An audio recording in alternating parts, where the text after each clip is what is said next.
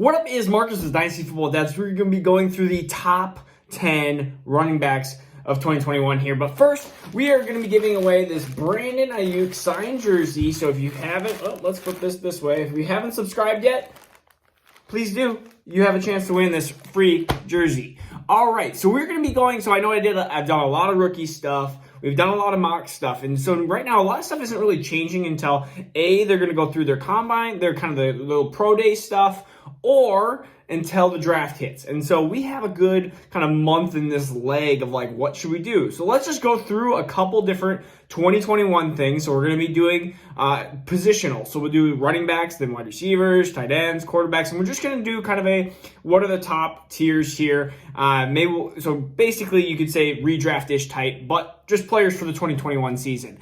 The first running back that I'm going to go off the board here is going to be Christian McCaffrey. And Christian McCaffrey is the best fantasy running back in the last couple of years. If you look at his stats, he was third 3 years ago, first, and then last year he was 51st, but he was first in points per game. So he had 374 yards in 3 games and 6 touchdowns. We're talking about a guy who can just change the aspect of PPR scoring because he can catch 100 balls plus in the season. And we were talking, that's like 6-7 points when we're talking about per game that you're getting versus a replacement. So value-based drafting, he is going to be so much more valuable than a lot of other players. So Christian McCaffrey, easy number one, and he gets a ton of yards. He had over 2,300 yards, almost 2,400 yards in 2019. So that's pretty crazy. Number 2, we're going to be going with Skull. We're going to be going with the Vikings. We're going to be going with Dalvin Cook. And Dalvin Cook, 3,572 yards in the last 28 games. So we're looking at a guy that can rush. We can look at a guy that can receive. And overall, if there's any team I've watched the most of, it's definitely the Vikings. And if you look at the film, he is clearly an elite running back. And if you've watched any Vikings games, you can definitely see that. That unfortunately, that we just try to run him sometimes into the ground with 30 rushes, and sometimes it's like 5 receptions, and we're just really trying to utilize him. But that's ultimately how the Vikings succeed. And he had 30 touchdowns in 28 games, so he's about a touchdown a game player. And when it gets down to the goal line, that's who they're looking for. Is they don't really have this huge, Kyle Rudolph now gone, they don't really have a huge wide receiver type. A lot of times they'll try to use Thielen in there, but Dalvin Cook, he has had more than 300 touches in the last 2 seasons, and he's had some injury issues. He hasn't completed a season of 16 games, so we're hoping that happens. But you can't just project the past onto the future. It only can give you glimpses into the future, and hopefully he can stay healthy for 16 games. But when he's healthy, top 3 running back easily. And number 3 is going to be Alvin Kamara, and this is where a lot of people get kind of angry at me when they say, why is Alvin Kamara way up this high? I have him way down low. And the reason for it is simply that he has been a model of consistency. We don't know who the quarterback is going to be, if it's going to be Taysom Hill or not. Even if it is, which is probably worst case scenario in my opinion, I think that they're going to figure out the offense around Kamara. Kamara and Michael Thomas are elite talent. They will figure out how to utilize those 2 players better in 2021 than they did 2020. Kamara, yards of scrimmage, 1,500 yards in 3 of the last 4 years. 80-plus receptions in every year, all 4 years. And then look at touchdowns, 13, 18, 6, 21. So let's just put the average at 13. So you're looking at a guy with 100 yards per game, a touchdown per game, and probably like 5-6 catches.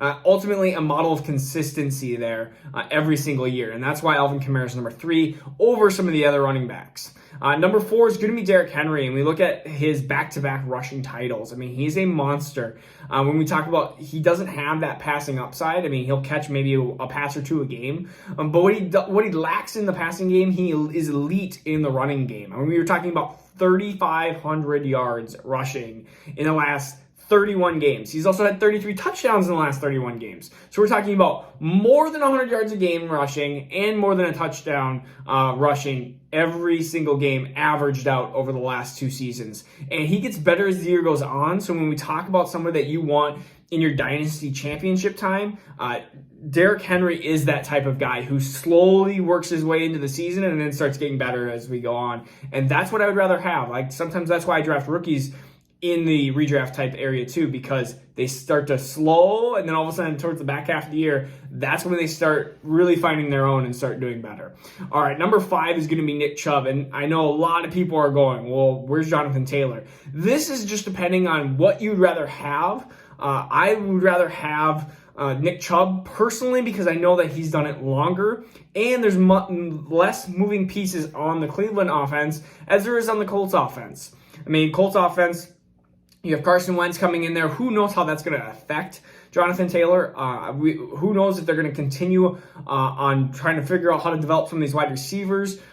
Jonathan Taylor's amazing, and you'll be seeing him on this list really soon. But Nick Chubb, 1,067 yards in 12 games. We're talking about if he's not the best runner, he's right behind like Derrick Henry in running. He's Pro Football Focus's number 1 runner in the last 2 years. Especially he gets what most running backs can get, then just add like 2 yards onto that. And if you do that every single rush, you're talking about slowly he just gets and gains these yards. And Kareem Hunt is an awesome talent, and we've seen that, but we've seen that Nick Chubb is the number 1 in that offense, which is crazy to think about because Kareem Hunt is a really good running back, but a lot of times they kind of use him as that passing down back. There's so much you can sit there and argue against and for Nick Chubb and Jonathan Taylor. You could sit there and argue with somebody an hour over, well, which one would you rather have? They're so close. Just pick the one that you want, because number 6 is going to be Jonathan Taylor, who had 1,169 yards in 11 games. So we're talking about over 100 yards rushing as well. 11 touchdowns last year. 1,169 and 11 touchdowns last year. Man, getting all these 11s mixed up. He had 741 yards in his last 6 games, though. That's where he had over 100 yards rushing. So we're talking about the last half of that year really, really started dominating in that offense. But again, Carson Wentz going to be back into that offense. Are they going to be the same type of offense with Frank right there? Are they going to do RPOs, or what exactly are they going to try to do? Are they going to try to model basically the Eagles offense as a Colt, or are we going to have the same kind of Phillip Rivers offense? We'll have to see about that. There's more moving pieces, but Chubb and Taylor so close to each other. I mean, you could put them basically on a tier together, basically. All right. Number 7, this is where we start getting into the injury-prone, or not injury-prone players, but we start getting into players that were once elite, and now are they still that, or are they not? And number 7 is Saquon Barkley. And I still have a lot of faith in Saquon Barkley, but he is recovering from an ACL injury. And that's a big problem. When we talk about beginning of the year, he's going to be starting off, I believe, slow, unless he's that elite talent of Adrian Peterson.